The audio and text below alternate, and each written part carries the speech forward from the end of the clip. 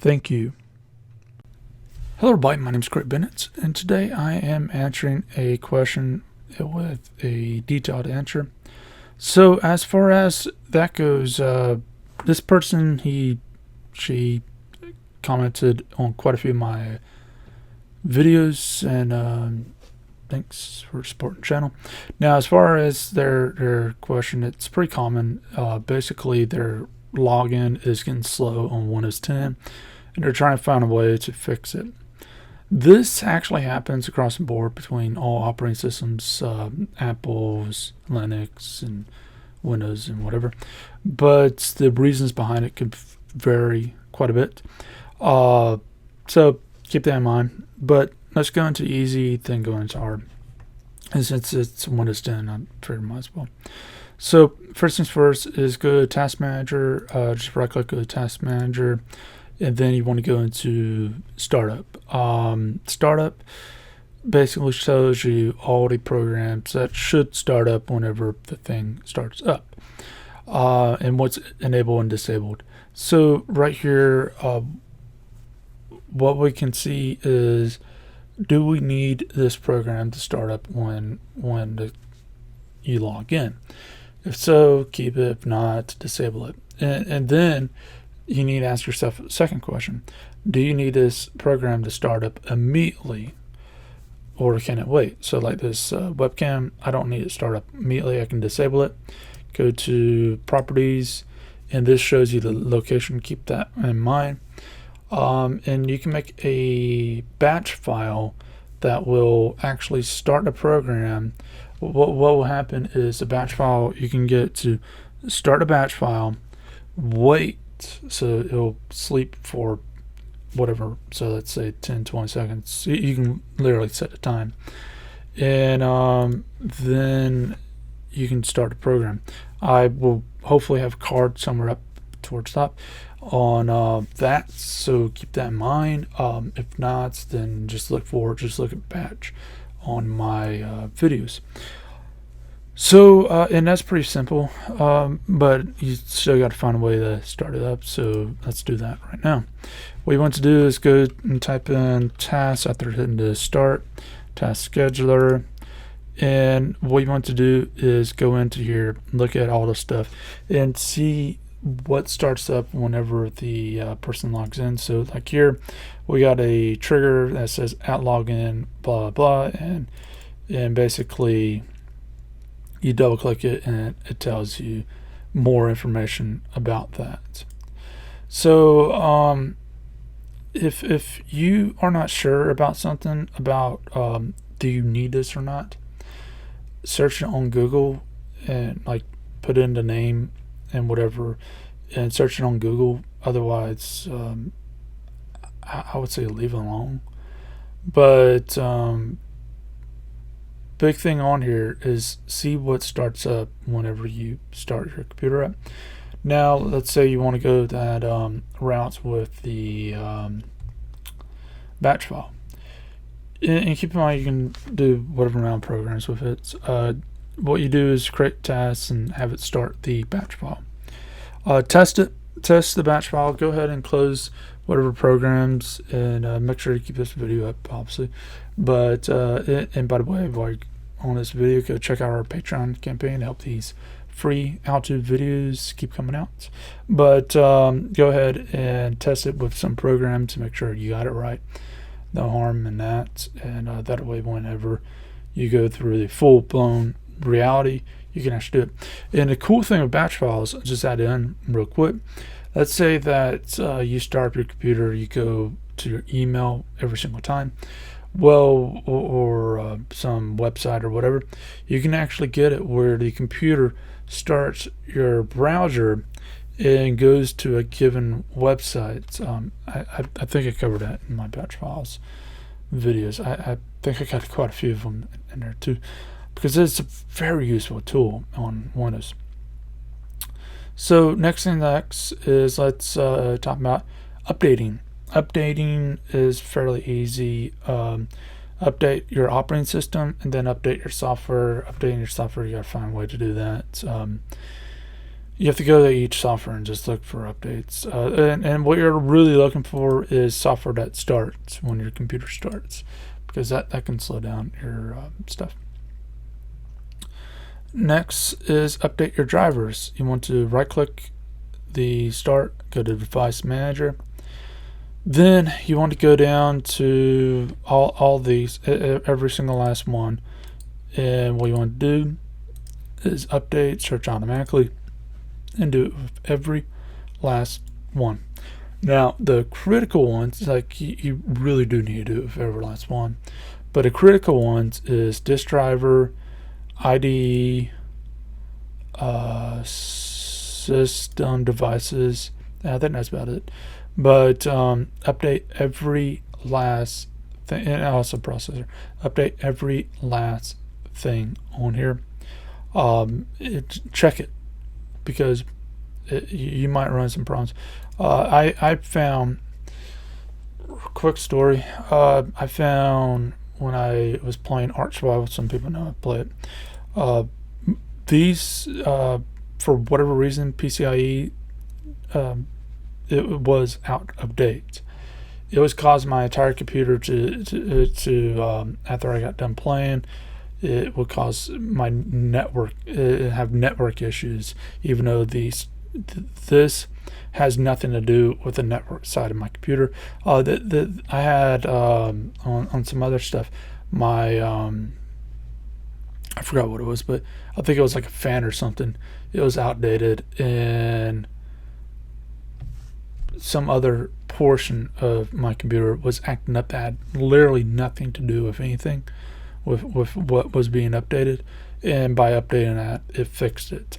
It's Windows 10 is ridiculous, and but it doesn't hurt to check all these, because you just go down and do it. It does take some time though, so there's no quick way to do it. So, and even if you got software to do it, you really should make sure every single thing on here is done. So you check what started up, you checked the updates. Next is if you got admin permission, go to start, go to CMD, go right click, go to run as administrator, go to CFC, SFC scan now, and basically I'm not going to run it, but basically this will check your files, your Windows stuff. Let this job. Thing I forgot. If you're updating your drivers, do not restart your computer per thing.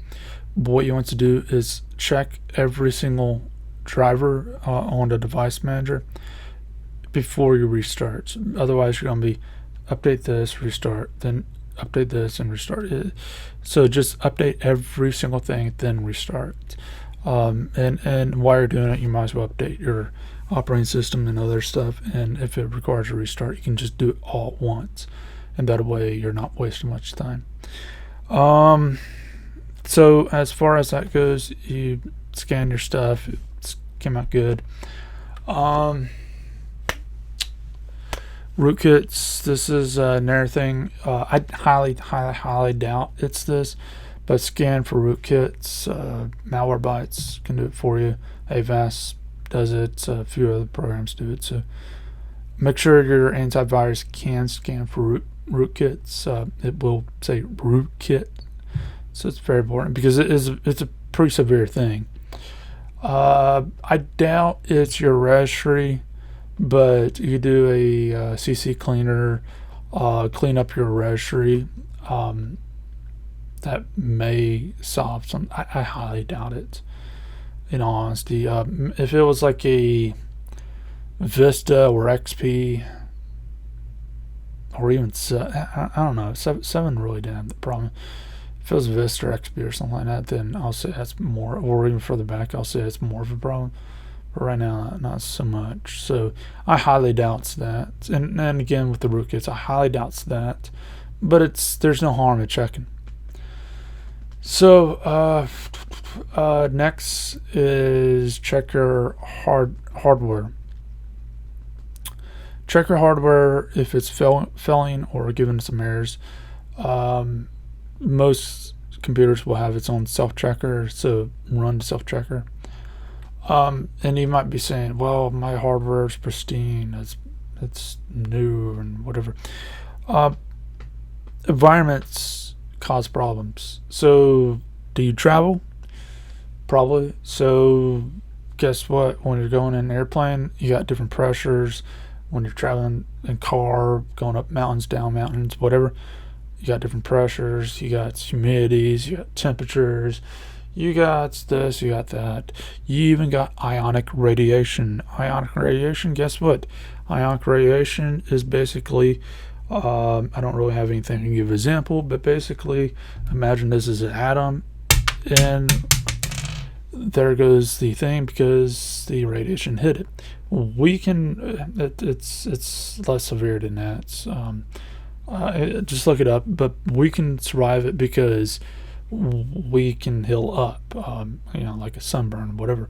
But I mean, it's a bit more complicated than that. But machines can't because they can't heal up. Their technology is not that good yet. Their nanobots are not out like that. So with that, that's a big thing to note. Is that's a possibility? I highly doubt it's that. But it's environmental. So pressures, humidities, temperatures, even how the device is handled and so on. It can cause problems with the hardware, and potentially show hardware failure. Big thing to note that.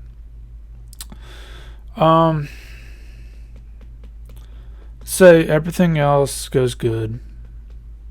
You don't have a hardware problem. And big hardware, or the big ones to check, is your hard drive. If it's a solid state, it probably isn't that. So big thing to note with a solid state is when it goes out, it goes out. There's no warning. A hard drive, it does have warning, and this could be it. It's really hard with the amount of information. It's too difficult to say. Even if I got more, it's difficult to say. So test defrag. I doubt that will do anything, but hard drive and also the RAM. That's another thing. The that's big ones to check. So let's say all that fails. You check the startup stuff, didn't work. You done updates to your drivers, or check for updates for your drivers. Check for updates for everything else. You done scan, CFC, SFC. Sorry about that. FFC scan. A little bit of dyslexia there. Then you done the other stuff.